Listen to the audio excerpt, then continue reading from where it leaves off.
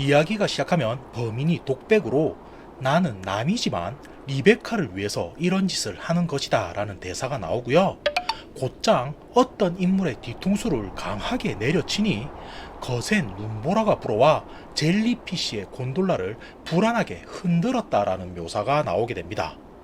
그러니까 정황상 추측하자면 범인이 리베카라는 여성의 복수를 위해 젤리피쉬라는 곳에서 범행을 저지르고 있는 상황인 걸 알 수가 있는데, 여기서 젤리피쉬란 게 무엇인지 설명을 드리자면 쉽게 말해 보시는 것과 같은 기낭식 부유정이고요. 형태가 투명하고 방구형인 모습이 흡사 해파리를 닮아 작중에서는 젤리피쉬라고 부르고 있습니다. 헌데 특징이랄 수 있는 요소가 뭐냐면 부유정 외부가 견고한 셀 구조물로 덮여 있기 때문에 내부는 진공 상태로 유지가 된다는 거였고요. 이로 인해 기존의 헬륨 수소보다 훨씬 효율적이면서 안전한 비행체라고 묘사가 됩니다. 그래서 작품의 무대가 되는 유국에서는 이미 일반인들을 상대로도 100여 대 정도가 판매돼 운용 중이라는 설명이 나오는데, 여기까지의 이야기를 들어보면 SF적이면서도 과상의 과학기술이 나오기 때문에 뭔가 먼 미래의 이야기인가 할 수도 있겠지만, 작품의 시대적 배경은 냉전 시대가 한참이었던 1980년대라고 나오고요. 이 소설은 흔히 말해 대체 역사물 같은 느낌으로 과거에 저런 물건이 개발이 되었으면 이런 이야기가 있지도 않았을까라는 생각을 가지고 접근해 보시는 게 이야기를 이해하는 데 있어 수월하지 않으실까라고 생각해 봅니다.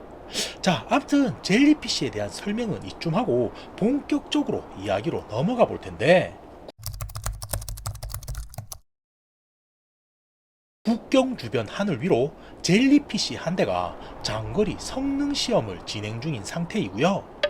젊은 파견 직원인 에드워드가 식사를 가지고 총 책임자인 바이퍼 교수의 방으로 들어서자 그는 아직까지 술에서 깨지 않았는지 정신을 못 차리며 비틀거리는 모습만을 보여주게 됩니다.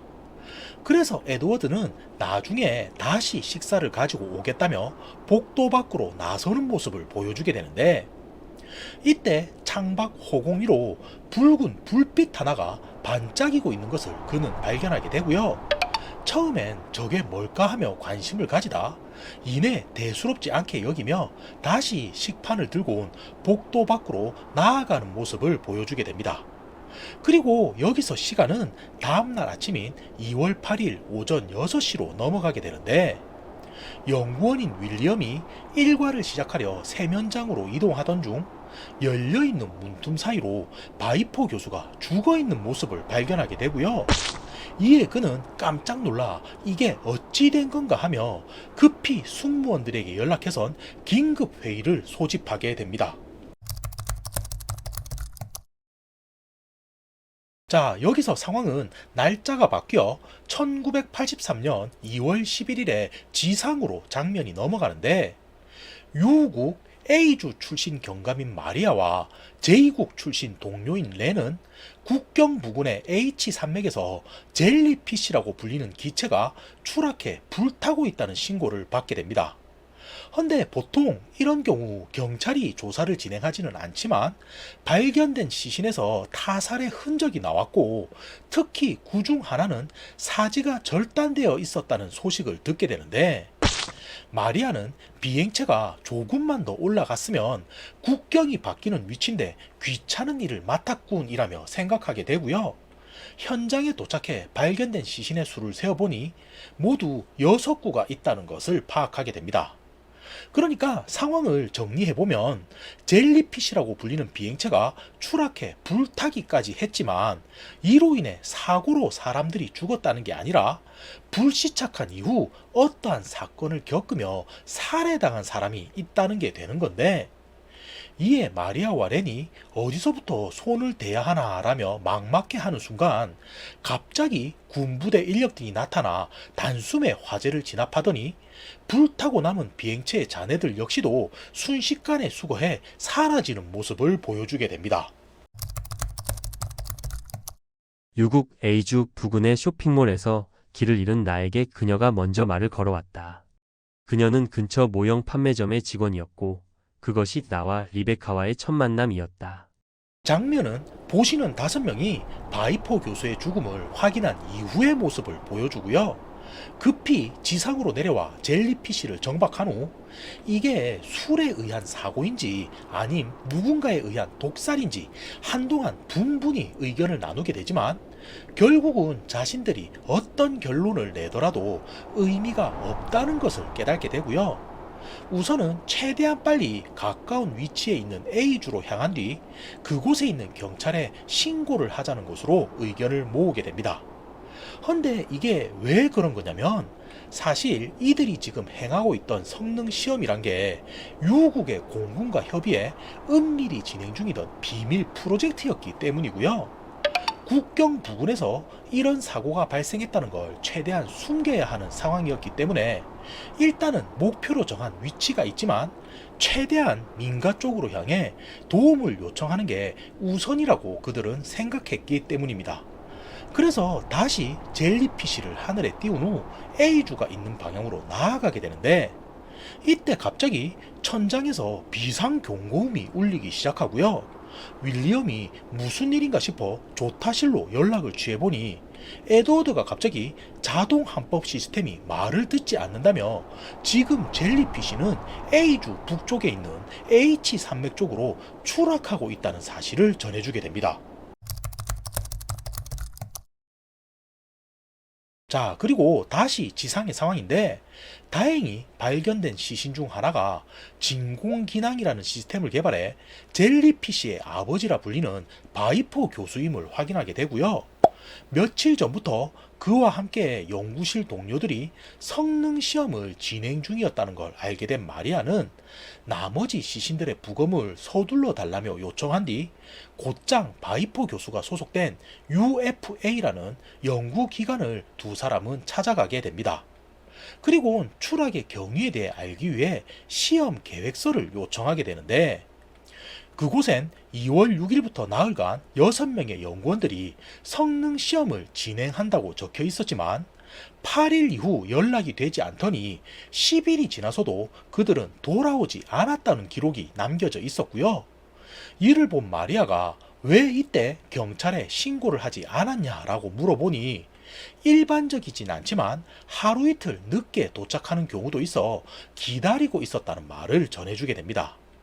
그래서 마리아와 렌은 조금 황당하긴 했지만 알겠다며 대답한 후 바이포 교수의 사무실로 찾아가게 되는데 입구에서부터 술병이 가득한 모습에 이 사람은 제대로 된 연구를 할 것 같지 않다는 걸 단박에 파악할 수 있게 되고요. 연구실 동료에 대한 정보라도 있을까 싶어 책상 위를 뒤적여 보니 대부분 네빌이라는 인물이 올린 보고서였지만 그중 커다랗게 도대체 리베카는 어떻게 이걸 알 수 있었지라는 신경 쓰이는 문구가 적혀 있는 것을 보게 됩니다. 그래서 리베카가 누구지 하며 주변을 둘러보게 되는데 연구실 책상 위에 올려진 사진 중 10대 후반으로 보이는 소녀 위로 R이라는 이니셜이 새겨져 있는 걸 보게 되고요.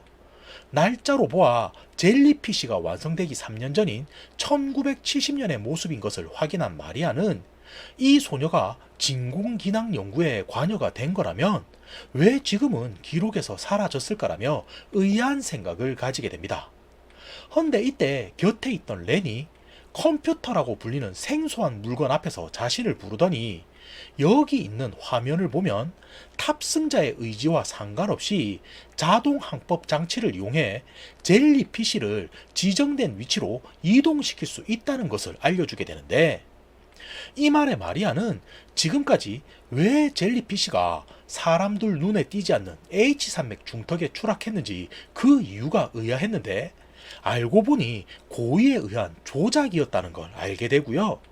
그들은 이번에 진행한 성능 시험에서 이런 게 왜 필요했을까라며 고민하던 순간 누군가가 이들이 있는 사무실로 다가오고 있다는 것을 두 사람은 느끼게 됩니다. 그 후 나는 그녀가 일하는 모형 판매점의 단골 손님이 되었다. 하지만 그녀는 내가 아닌 다른 이를 보며 미소를 지었다. 그의 이름은 사이먼 애트우드였다. 그리고 이번은 젤리피쉬의 상황이고요. H3맥으로 추락하긴 했지만 진공기낭의 부력이 기체의 중량을 상쇄해 주었기 때문에 다행히 비행체는 큰 파손 없이 눈밭 위에 비상 착륙을 성공하게 되고요. 에드워드와 윌리엄은 와이어로 젤리피쉬를 지면에 고정한 후 눈밖에 없는 주변을 둘러보며 이곳에서 어떻게 해야 하나 하며 막막해하는 모습을 보여주게 됩니다.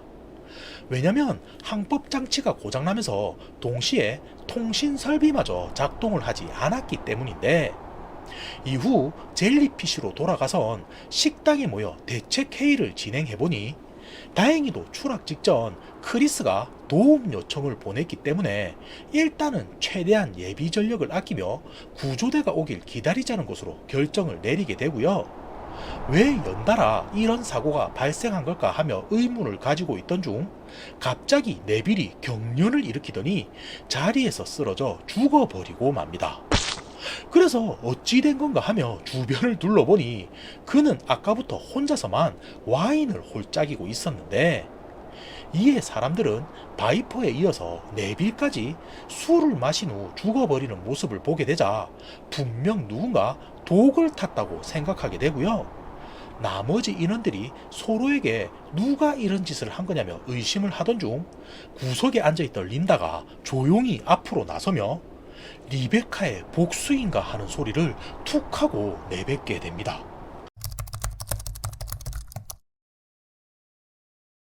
그리고 지상이고요. 발소리가 들린 후 얼마 지나지 않으니 바이퍼의 사무실로 유국의 공군 지휘관인 존이 들어서게 되는데, 그의 얼굴을 보자마자 추락한 젤리피쉬의 잔해를 수거하던 군부대 책임자였던 것을 파악하게 되고요. 저자가 이곳에 온 것을 보니 분명 이번 사고에 군이 관여되어 있겠구나라고 여긴 마리아는 단도직입적으로 이번 시험 비행이 무엇을 위한 것이었냐고 물어보게 됩니다. 그러자 존은 자신들도 이번 사건에 대해 협조를 구하고 싶으니 알려주겠다며, 사실 이번 성능 시험은 새로 개발한 스텔스 기능을 테스트하기 위해 비밀리에 진행 중이던 시험 비행이었다는 걸 알려주는데, 원래 군에서 의뢰를 한 건 5년 전쯤이지만 지금까지 개발비만 소진한 채 아무런 소식이 없다. 몇 달 전 갑자기 신소재 개발에 성공했다며 연락을 해왔다고 말을 하고요. 이후 2월 9일부터 나흘간 6명의 인원으로 성능 시험을 하겠다며 통보를 한 뒤 그 뒤론 갑자기 연락이 되지 않았다는 말을 전해주게 됩니다. 헌데 이 말을 들은 마리아는 UFA의 시험 계획서에는 6일부터 성능 시험을 한다고 되어 있는데 군에게는 9일부터 한다 했다고 라며 의아한 생각을 가지게 되는데, 이때 존은 이게 수사에 도움이 될지 모르겠군요 라더니 무언가를 복사한 종이 몇 장을 꺼내 보이게 되고요. 마리아가 뭔가 싶어 받아드니 그것은 복잡한 수식과 함께 진공기낭에 대한 연구 기록이 적혀 있었고, 아래에는 1970년 1월이라는 날짜와 함께 또 한 번 리베카 포덤이라는 아까 본 소녀의 이름이 적혀 있는 것을 보게 됩니다. 사이먼이 나타난 그날 이후 모형 판매점에서 그녀를 만나지 못하는 날이 많아졌다. 그녀는 누구에게나 차별 없이 다정했고 나는 그녀에게 특별한 존재가 아니었다. 자, 다시 젤리피쉬의 상황이고요. 린다가 리베카라는 이름을 말하자 윌리엄이 곧장 그만하라며 고함을 치게 되는데, 이에 파견 사원인 에드워드가 어리둥절한 표정으로 그녀가 누구기에 이러는 거냐며 당황해서 물어보니 이번엔 크리스가 에드워드를 저지하며 그만두라는 손짓을 보내게 됩니다. 그러자 린다 또한 주춤하며 뒤로 물러선 뒤 또다시 젤리피쉬 안은 아무런 대화 없이 침묵만이 흐르게 되는데, 그때 윌리엄이 식당 바닥에 쓰러져 있는 네빌을 가리키며 계속 이곳에 놔둘 순 없지 않겠냐는 말을 꺼내놓게 되고요. 이에 사람들은 젤리피쉬 내부의 객실이 3개밖에 없는 구조였기 때문에 일단은 바이퍼 교수가 죽어있는 방에 같이 넣어두는 것으로 결정을 내리게 됩니다. 그래서 다시금 에드워드와 함께 시신을 옮긴 후 돌아온 윌리엄은 성능시험 직전 모습을 감춘 사이먼이 지금 이런 짓을 벌이는 건가라는 생각을 해보게 되는데, 아무리 봐도 좁디 좁은 젤리피쉬 내부에서 며칠 동안이나 모습을 감추고 숨어 있는다는 건 불가능하다고 여기게 되고요. 아까 린다가 말한 것처럼 이게 누군가가 벌이는 리베카의 복수라고 한다면, 에드워드 같은 경우 이제 겨우 20살을 넘긴 파견 사원이기 때문에 관련이 없을 거고, 결국은 남은 두 사람 중 하나인 건가라는 생각을 가지게 됩니다. 헌데 그때 잠시 자리를 비운다며 일어섰던 크리스가 손에 산탄총을 들고 온 식당 안에 들어서게 되는데, 여기서 다시 지상으로 넘어가게 되고요. 마리아는 존이 건네준 복사본을 보더니 원본은 어디 있는 거냐며 물어보게 되는데, 이에 존은 불타고 남은 바이퍼 교수의 트렁크에서 이것들이 발견되었다고 말을 하더니, 애초에 원본은 없었고 복사본인 상태로 노트의 일부만 보관 중이었다는 것을 알려주게 됩니다. 그러자 이 말을 들은 마리아는 그간의 정보를 취합해 진공기낭이라는 신기술은 필립 바이퍼 교수가 아닌 리베카 포덤이라는 사진 속 소녀가 개발했다는 걸 알게 되는데, 이에 마리아는 왜 이런 발표를 리베카가 아닌 바이퍼가 대신하게 되었을까 하며 그녀에 대해 조사를 진행하게 되고요. 존에게는 연구실에 남겨져 있던 스텔스 기능의 샘플을 전해주며 진짜 이것이 효과가 있는 건지 면밀히 조사를 해달라며 부탁을 하게 됩니다. 그리고 리베카에 대해 수사를 진행한 지 얼마 지나지 않아 마리아와 렌은 그녀가 19살이던 1970년 가스 누출 사고로 사망했다는 소식을 접하게 되는데, 당시의 수사 기록을 살펴본 두 사람은 그녀가 죽기 전 폭행을 당한 흔적이 있었긴 하지만 정황상 사고로 인한 사망으로 결론 났다는 사실을 알게 되고요. 이에 다시금 모든 정황들을 취합해본 마리아와 렌은 바이퍼 교수 일행이 그녀의 연구 성과를 가로채기 위해 사고로 위장해 리베카를 죽인 것이고, 그때 진실을 알고 있는 누군가가 복수를 하기 위해 이번 사건을 일으키게 된 것이라고 확신하게 됩니다. 그러니 발견된 6구의 시신 중 타살의 흔적이 없는 한 사람이 분명 범인일 거라고 그녀는 생각하게 되는데, 처음 사건을 계획했을 때 어떻게 달아나느냐가 나에겐 관건이었다. 그래서 유국의 우호국인 C국으로 달아나기로 마음먹었다. 거긴 아래쪽에 있는 M국보단 미립국에 대한 경계가 수월한 편이니까. 크리스는 일단 너부터 죽어줘야겠다 라고 말을 하더니 에드워드를 향해 총구를 겨누게 되는데, 이때 구석에 있던 윌리엄이 몸을 날려 두 사람은 식당 바닥을 구르게 되고요. 급히 에드워드도 합세해 총을 빼앗으려 달려든 순간 갑자기 탕 하는 총성이 울리며 손에서 산탄총이 미끄러지더니 오히려 발사된 총알에 크리스가 맞아 그는 그 자리에서 곧장 사망을 해버리게 됩니다. 그리고 이 모습을 본 린다는 기겁을 하며 혼절을 하고 마는데, 겨우 그녀를 달랜 후 객실까지 데려다주고 돌아온 에드워드는 멍하니 있는 윌리엄에게 다가가 아까부터 리베카라는 여성에 대해 말을 하는데 이게 어찌 된 건지 설명을 해달라고 이야기를 하게 되고요.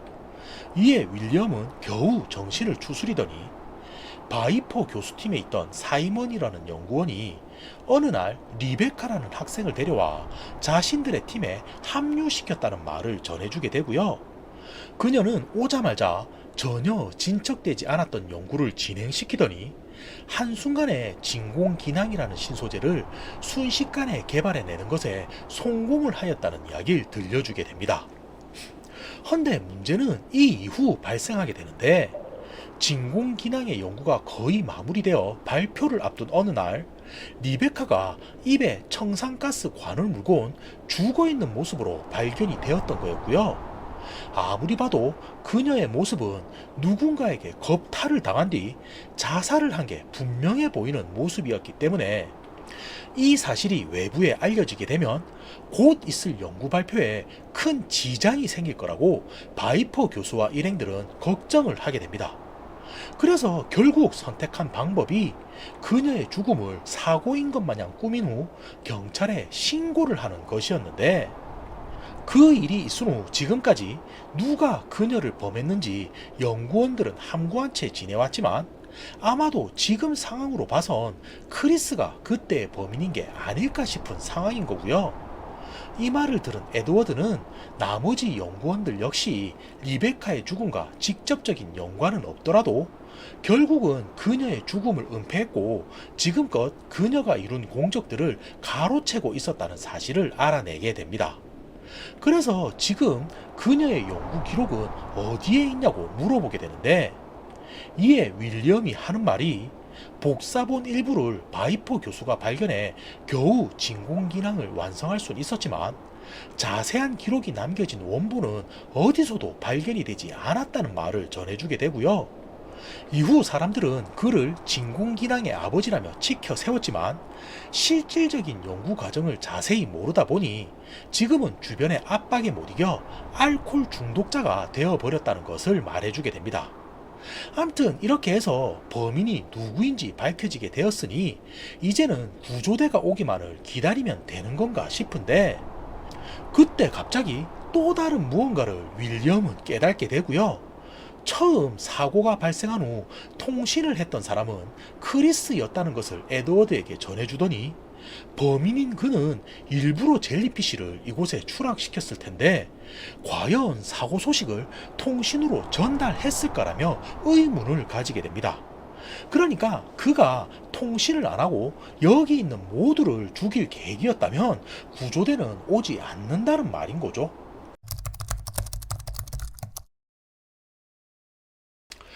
헌데 여기서 지상에 있던 마리아는 검시관으로부터 예상치 못한 답변을 듣게 되는데, 분명 자신의 예상으론 6구의 시신 중 5명은 타살이 되겠지만 한 사람은 사고나 자살일 것이라고 여겼던 자신의 생각이 틀렸기 때문이었고요.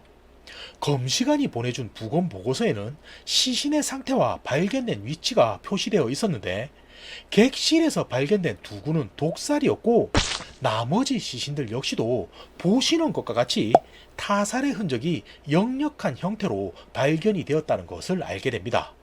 자, 이렇게 되자 결론은 이들 외에 또 다른 누군가가 이 젤리피쉬에 타고 있었다는 게 되는 거고, 그는 눈밖에 없는 허허벌판에서 불을 지른 다음 흔적을 감춰 사라졌다는 게 되는 건데, 추락한 젤리피쉬 근처에는 누군가가 이동한 흔적 같은 게 전혀 보이지가 않았기 때문에 마리아는 이게 어찌 된 거지 하며 고민을 하게 되고요. 다시 한번 6명의 연구원이 2월 6일부터 나흘간 성능 시험을 진행할 거라는 계획서를 살피던 마리아는 그들이 목표로 정했던 이동 경로와 실제 젤리피쉬가 움직인 이동 경로가 상당히 차이가 있었다는 것을 파악하게 되고, 애초에 그들의 계획이라는 게 공군에게는 9일부터 성능 시험을 한다며 혼란을 준 뒤 자신들은 미리 출발해 국경을 넘으려던 게 아니었을까 하는 생각을 가지게 됩니다. 리베카와 하루하루를 보낼수록 표현할 길 없는 쓰라린 마음이 점점 커져가기만 한다. 그래서 하루는 그녀에게 내가 가장 아끼는 모형 비행선을 선물해 주려 했다. 하지만 그녀는 며칠 후 영영 이 세상을 떠나 버리고 말았다. 자신의 방에서 생각에 빠져있던 윌리엄은 이곳에서 아무리 기다리고 있다 한들 구조대는 도착하지 않을 것이라고 생각하게 되고요. 남아있는 전력도 얼마 되지 않았었기 때문에 혹여나 난로가 작동하지 않는다면 이곳에서의 상황은 더욱 힘들어질 거라고 여기게 됩니다. 헌데 그때 아니나 다를까 객실에 있던 전등과 난방장치가 한꺼번에 꺼져버리고 마는데, 이에 무슨 일인가 싶어 복도로 나선 그는 어둠 속이라 자세히 보이진 않았지만 등에 칼이 박혀있는 모습으로 주방 근처에 린다가 누워있다는 것을 발견하게 되고요. 이게 어찌 된 거지 하며 조금 다가섰다가 식당 한켠에도 팔다리가 토막나 있는 시신 한 구가 크리스의 시신 곁에 흩어져 있는 것을 보게 됩니다.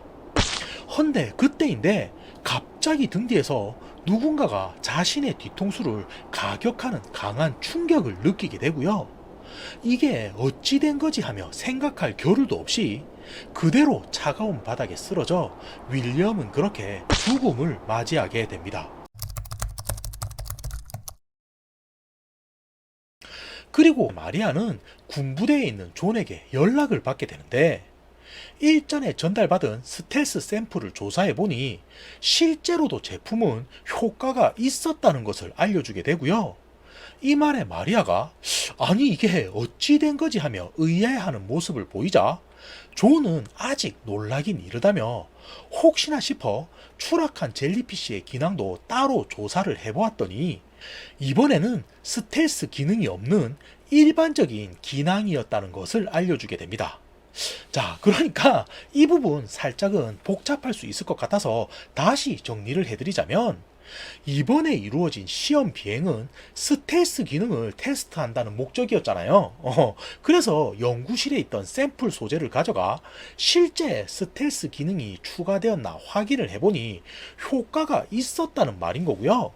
이에 사고가 난 젤리피쉬에서도 이것이 적용이 되었나 확인을 해보니 이때는 스텔스 기능이 없는 일반적인 기능이었다는 것을 알게 되었다는 말이 되는 겁니다. 그러니까 그냥 젤리피쉬를 타고 스텔스 기능을 테스트한다며 시험 비행을 했다는 게 앞뒤가 맞지 않는 상황이라는 건데 마리아는 왜 바이퍼 교수팀이 이런 행동을 했을까를 유심히 고민하다 순간 번뜩하며 그들의 행동에 답을 찾게 되고요.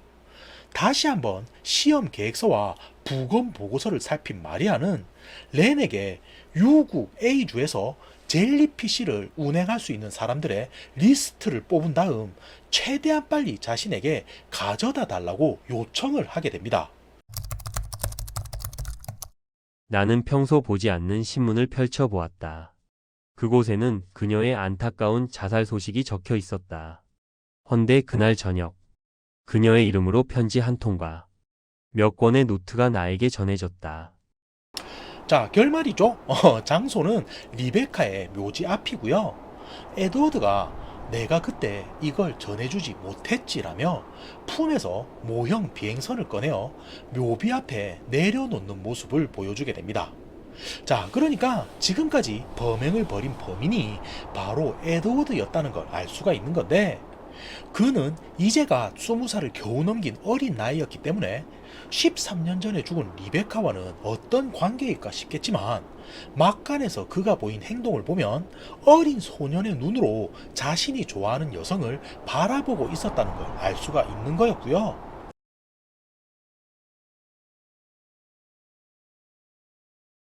그는 리베카가 죽기 전 남긴 노트를 받게 된 후 복수를 위해 이런 행동을 벌였다는 걸 알 수가 있는 겁니다. 그리고 물론 이곳에는 마리아와 렌도 등장을 하게 되는데 어떻게 해서 그가 범인인지 알 수 있었는가는 이후에 설명을 드리고요. 마리아는 이곳에서 기다리면 당신이 나타날 줄 알았지 라고 말을 하더니 지금껏 벌어진 사건의 진실에 대해 설명을 하기 시작합니다. 그리고 그 시작은 군과 주변의 압박이 지속됨에도 바이퍼 교수가 술독에 빠져 연구를 진행하지 못하자 네빌은 자신들이 탄 비행체를 사고로 위장한 후 동료 몇 명과 함께 이웃 국가인 R국으로 망명을 해야겠다고 생각하게 되면서부터인데 이때 사고가 난 뒤 발견되는 시신이 하나도 없으면 유국에서 의심을 할 거라고 여기게 되고요. 총책임자인 바이퍼와 연구원인 윌리엄과 사이먼을 한적한 장소까지 이동시킨 뒤 사고로 죽은 것이냐 꾸며야겠다고 계획하게 됩니다. 헌데 시험 비행이 있기 며칠 전 갑자기 사이먼이 모습을 보이지 않아 급히 구한 게 파견 직원인 에드워드였던 건데 문제는 젤리피쉬를 사고로 위장한다 해도 결국은 달아날 방법이 있어야 하는 거였고요. 그래서 네빌은 어떤 방식을 고안했냐면 바이퍼, 윌리엄, 에드워드를 일반적인 젤리피쉬에 태운 후 시험 비행을 진행시키고 네빌, 크리스, 린다는 스텔스 기능의 젤리피쉬에 탄 후 따로따로 이동을 한다는 계획을 세우게 됩니다. 그러니까 이야기 초반 에드워드가 창밖에서 보았다는 붉은 불빛은 자신들 뒤를 따르는 또 다른 젤리피쉬를 보았던 거였고요. 내부 곤돌라의 구조를 보더라도 객실이 3개밖에 없는 것은 탑승자 역시도 3명 뿐이란 걸 말해주고 있는 거였습니다. 그리고 다시 앞쪽의 상황을 되돌려보면 바이퍼가 죽은 뒤 이제 어찌 되는 걸까라며 고민하는 사람이 에드워드와 윌리엄 뿐인 걸 알 수가 있는 건데, 문제는 이때 에드워드 역시도 또 다른 살인 계획을 세우고 있었다는 거였고요. 그는 미리 사이먼을 살해해 토막난 시신을 비행선에 숨겨놓곤 대타로 그 자리에 들어와 리베카에 대해선 아무것도 모르는 양 행동하며 과거에 어떤 일들이 있었는지 직접 사건에 대해 알아냈던 게 되는 겁니다. 그리고 원래 계획은 북쪽에 있는 시구까지 걸어서 달아날 생각이었지만 또 한 대의 젤리피쉬가 머리 위에 떠 있었기 때문에 그는 모든 사람들을 죽인 후 그 장소를 유유히 벗어날 수 있었던 게 되는 건데, 여기서 마리아가 어떻게 에드워드가 범인이었는지를 알아냈는지가 나오고요. 그녀는 유후국에서 젤리피쉬를 운영 가능한 게 100여 명 뿐인 걸 알고 있었기에 리베카의 고향인 A주 출신 중 최대한 사건과 접점이 있을 만한 사람을 한 사람씩 추려냈던 게 되는 겁니다. 헌데 그럼에도 정확히 그가 리베카와는 어떤 관계였는지를 알 수가 없었는데, 마리아는 에드워드를 체포하기 위해 다가서며 근데 너는 그녀와 어떤 관계였지? 라고 물어보게 되고요. 이에 에드워드는 조심스레 고민하더니 굳이 말하자면 남입니다 라고 말을 하게 되고, 예전 내가 단골 손님이었던 모형 판매점의 종업원이었달까요? 라며 이야기는 끝이 나게 됩니다. 긴 영상인데 봐주셔서 감사하고요.